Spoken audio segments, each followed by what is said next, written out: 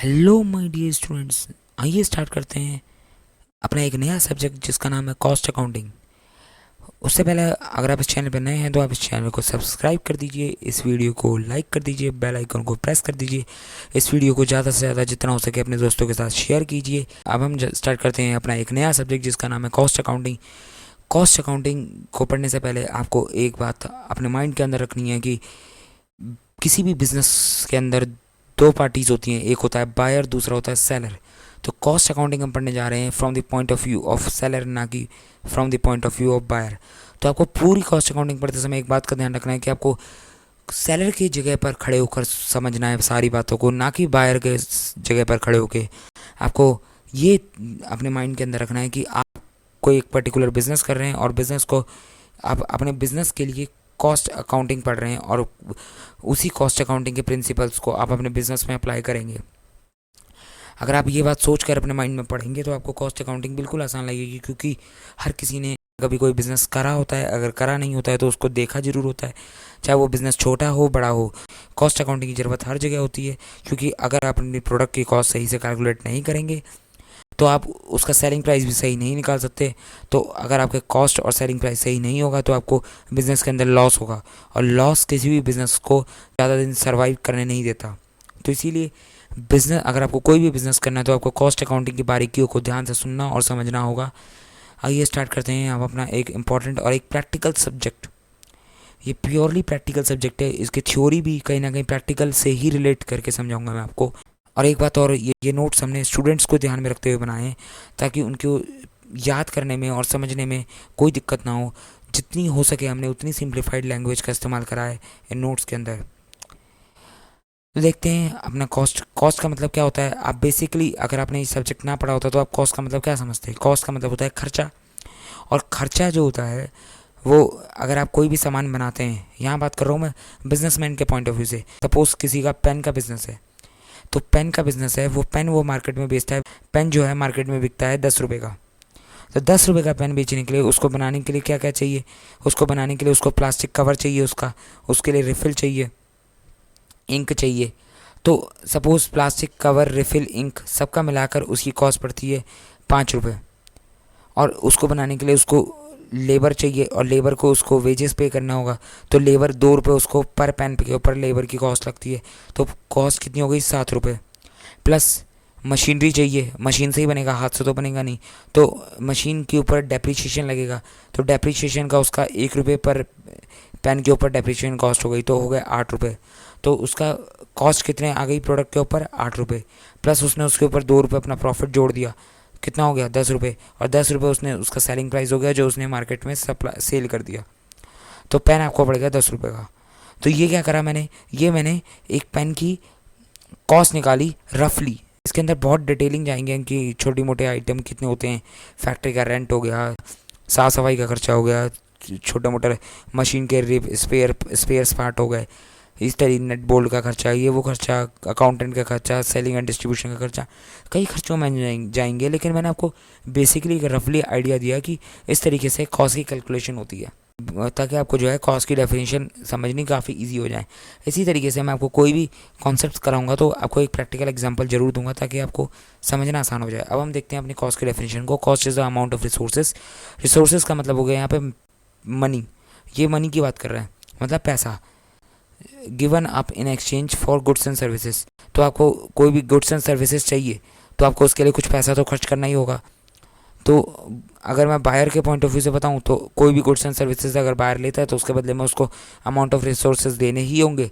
अगर मैं इसको एज अ बिजनेसमैन के पॉइंट ऑफ व्यू से बताऊं तो आपको कोई भी अपनी सर्विसेज देनी है, गुड्स या सर्विसेज देनी है, तो उसके लिए आपको अमाउंट ऑफ रिसोर्सेज जो है स्पेंड करना ही होगा। स्टार्टिंग में पहले आपको उसके लिए अपनी जेब से अमाउंट ऑफ रिसोर्सेज देना ही होगा, तभी आपको उसके बदले में गुड्स एंड सर्विसेज बन के तैयार मिल सकते हैं, क्योंकि उसके लिए खर्चा लगता है। कौन कौन से खर्चे लग सकते हैं? हमारे मटेरियल का खर्चा, जैसे कि मैंने आपको पेन में बताया, आपका प्लास्टिक कवर, आपके इंक का खर्चा, और प्लास्टिक कवर का खर्चा, इंक का खर्चा, ये सब आपका मटेरियल का खर्चा हो गया। आपके लेबर का खर्चा, जो लेबर उसको बना के देंगे उसको हम वेजेस देंगे, उसका खर्चा। प्लस आपके मशीनरी का मैंने डेप्रिसिएशन बोला, उसको बोलते हैं ओवरहेड्स का खर्चा। ओवरहेड्स का खर्चा मतलब not directly related to product होता है, लेकिन प्रोडक्ट बनाने के लिए ज़रूरी होता है, तो उसको कहते हैं हम कॉस्ट अकाउंटिंग के अंदर ओवरहेड्स का खर्चा। तो ओवरहेड्स का खर्चा लगता है हमारा, तो सभी खर्चों को ऐड करके जो है हमारी कॉस्ट निकलती है। उसी कॉस्ट को जो है कॉस्ट के ऊपर हम प्रॉफिट ऐड करके अपना उसका सेलिंग प्राइस निकाल कर उसको मार्केट में सेल करते हैं। तो हम कह सकते हैं cost is the amount of resources given up in exchange for goods and services, या हम इसको कहें cost is an expenditure required to produce some specified output और बेनिफिट। कॉस्ट का मतलब हो गया हमारा खर्चा, जो कोई भी चीज़ हम कोई भी आउटपुट हम प्रोड्यूस करेंगे तो उसके लिए हमें खर्चा तो करना ही पड़ेगा। Other words, cost is a measurement. Cost क्या है? कॉस्ट हमारी एक मेजरमेंट है। हम अपने खर्चों का मेजरमेंट कर रहे हैं कि कौन से टर्म में, मॉनेटरी टर्म्स में। हम ये थोड़ा ना कहेंगे कि एक प्लास्टिक कवर लगा, 2 प्लास्टिक कवर लगा पेन बनाने में, नहीं। एक प्लास्टिक कवर कितने का है ये बताओ हमें। एक प्लास्टिक कवर 4 रुपये का है, तो 2 पेन बनाने में हमें 8 रुपये की कॉस्ट लगी। 2 प्लास्टिक कवर लगे, ये बात तो ठीक है, लेकिन कॉस्ट कितनी लगी? 8 रुपये। तो हम मॉनेटरी टर्म्स में मेजरमेंट करते हैं of the amount of resources use for the purpose of production of goods and rendering services. चाहे आप गुड्स बनाओ चाहे सर्विस रेंडर करो, आपको जो है कॉस्ट का मेजरमेंट करना होगा मॉनेटरी टर्म्स में। अब बात करते हैं हम सीमा लंदन। सीमा लंदन क्या है? ये एक इंस्टीट्यूट है, ये एक इंस्टीट्यूट का नाम है जो लंदन के अंदर है। ये इंस्टीट्यूट कॉस्ट अकाउंटिंग के प्रिंसिपल्स को टाइम टू टाइम डिफाइन करता रहता है। और कॉस्ट अकाउंटिंग स्टैंडर्ड आपने सुना होगा, फाइनेंशियल अकाउंट्स के अंदर अकाउंटिंग स्टैंडर्ड जो कि कौन इशू करता है? वो इशू करता है institute of chartered accountant of India, यानी ICAI। उसी तरीके के कॉस्ट अकाउंटिंग स्टैंडर्ड्स को भी इशू करता है जिस इंस्टीट्यूट का नाम है सीमा, यानी institute of management and accountant.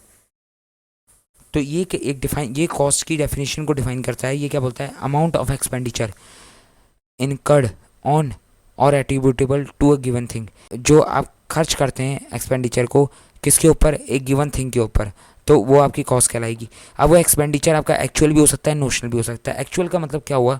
हम अपने उसी एग्जांपल से रिलेट करते हैं। पेन, आपने पेन बनाया, पेन के ऊपर आपका प्लास्टिक का खर्चा लगा, आपके लेबर का खर्चा लगा, आपकी मशीनरी का खर्चा लगा, ये सब आपकी एक्चुअल कॉस्ट है। सच में आपको लगा तो आपने उसको कॉस्ट का पार्ट माना, लेकिन कुछ खर्चे ऐसे होते हैं जो कैश, जिसकी हम कैश में पेमेंट नहीं करते, लेकिन फिर भी वो खर्चे जो है हमारी कॉस्ट का पार्ट बनते हैं। सपोज ओनर की जो है खुद की फैक्ट्री है, तो ओनर की खुद की फैक्ट्री है, तो ओनर जो है उसकी रेंट तो पे नहीं करेगा। लेकिन कॉस्ट अकाउंटिंग कहता है अगर आप जो है आपकी खुद की फैक्ट्री ना होती और आप मार्केट से आप जो है रेंट पे फैक्ट्री लेते, तो आपको उसका रेंट कितना पे करना पड़ता है? तो वो रेंट जितना भी आपको पे करना पड़ता है वो आप अपनी कॉस्ट का पार्ट मानोगे। मैं एक और एग्जांपल देता हूँ। किसी भी बिज़नेस को स्टार्ट करने के लिए जो है कैपिटल की ज़रूरत होती है। तो अगर मान लो ओनर के पास खुद की कैपिटल पड़ी है, उसके पास बिज़नेस में पैसा लगाने के लिए खुद का पैसा पड़ा हुआ है, उसको कहीं से लोन लेने की ज़रूरत नहीं है। लेकिन कॉस्ट अकाउंटिंग फिर यहाँ पर कहेगा क्या अगर आपके पास खुद का पैसा ना होता, अगर आप मार्केट से लोन लेते तो उस लोन के ऊपर कोई ना कोई परसेंट से इंटरेस्ट चार्ज होता। तो मार्केट्स का जो इंटरेस्ट रेट चल रहा है 5%, 10%, उस रेट से आप इंटरेस्ट चार्ज करो अपनी खुद की कैपिटल के ऊपर। यहाँ पर आपका कोई कैश में पैसा नहीं जा रहा, लेकिन ये आपकी कॉस्ट का पार्ट बनेगा एज ए नोशनल कॉस्ट मानकर। नोशनल कॉस्ट जैसा ही आपने एक कॉन्सेप्ट पढ़ा होगा इकोनॉमिक्स में अपना, इम्प्लिसिट कॉस्ट। इम्प्लिसिट कॉस्ट भी नोशनल कॉस्ट ही होती थी।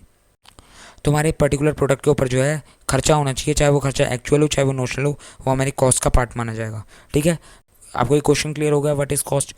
इस खास तौर पे हमने इन नोट्स के अंदर जो है लैंग्वेज का ध्यान रखा है, ताकि जो है जितनी हो सके उतनी सिंप्लीफाइड लैंग्वेज हो सके, आपके ज़्यादा से ज़्यादा मार्क्स आ सकें।